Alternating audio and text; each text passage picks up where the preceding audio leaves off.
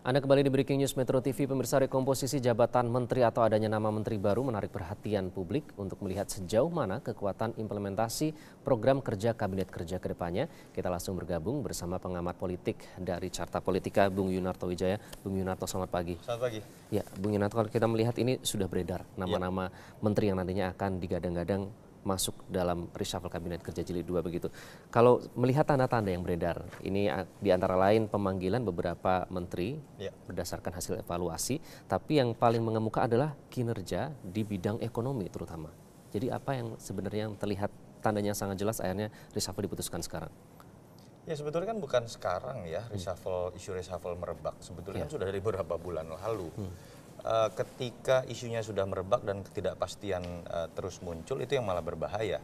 Pelaku pasar, masyarakat, termasuk aktor-aktor politik kan membutuhkan kepastian yang pertama-tama.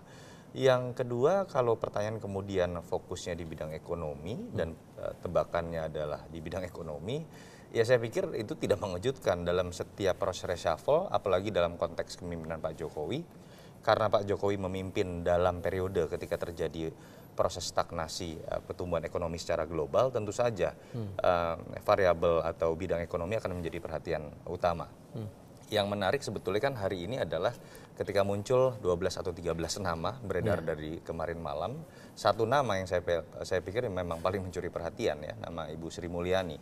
Selain karena faktor tadi, tentu saja apabila dia betul ada di Menteri Keuangan, itu merupakan sentral dari kerja kabinet secara keseluruhan dan kerja pemerintah dalam bidang ekonomi. Yang kedua juga kita tahu nama besar Sri Mulyani memang memiliki makna tersendiri buat publik begitu ya, dengan pro dan kontranya. Kita tahu beliau pernah menjadi Bappenas, pernah menjadi Menteri Keuangan, sekarang ada di lembaga internasional, bahkan sempat digadang menjadi capres. Yang ini terkait sekali dengan trust dari publik, terutama trust market yang memang positif terhadap beliau. Tadi kita lihat juga bagaimana analis dari bursa saham mengatakan bahwa ada sentimen positif langsung yang muncul ketika mendengar nama Sri Mulyani. Lalu kemudian juga Menteri Keuangan yang lama diisukan kemudian bergeser di Bappenas. Saya pikir ini juga sinyalemen positif bahwa ini bukan sebuah pertarungan antara orang lama dengan orang baru, tapi sinergi yang coba dibangun dengan kombinasi baru. Sri Mulyani yang jelas memang lebih punya pengalaman dibanding Pak Bambang Brojo, dan Pak Bambang Brojo yang menurut saya pribadi kalau kita lihat dari latar belakang memang sebetulnya lebih tepat ada di posisi perencanaan di Bappenas. Oke, nama Sri Mulyani ini memang sudah cukup mengemuka apalagi sejak dipanggil oleh Presiden Jokowi. Tapi kalau kita melihat, Bung Yunarto, kalau kita melihat ke belakang sedikit, beberapa kali Presiden Jokowi menyatakan kegeramannya pada saat target ekonomi tidak tercapai. Tidak hanya di dalam rapat saja, tapi juga di depan umum begitu.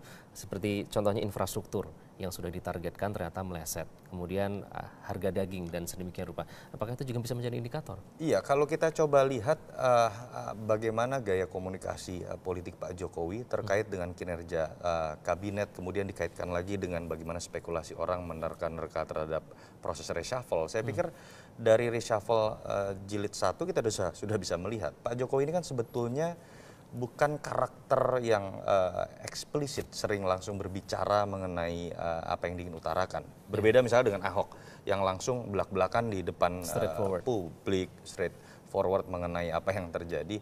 Tapi ketika Pak Jokowi berbicara di depan publik yang jarang terjadi terkait dengan kinerja menteri, itu biasanya memiliki makna khusus. Reshuffle jilid pertama, beliau keras sekali berbicara masalah dwelling time ketika beliau melakukan kunjungan ke Tanjung Priuk.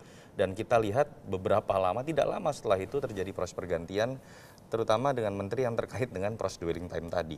Kalau kita lihat pola yang sama terjadi juga. Bagaimana ada teguran-teguran terhadap beberapa menteri, misalnya terkait juga masalah dwelling time yang belum juga berhasil dipenuhi janjinya. Lalu juga terkait dengan masalah konflik dalam konteks proyek 35.000 megawatt. Ada menteri yang berani bahkan mengkritik visi misi dan program prioritas yang dijalankan oleh pemerintah untuk menurunkan target.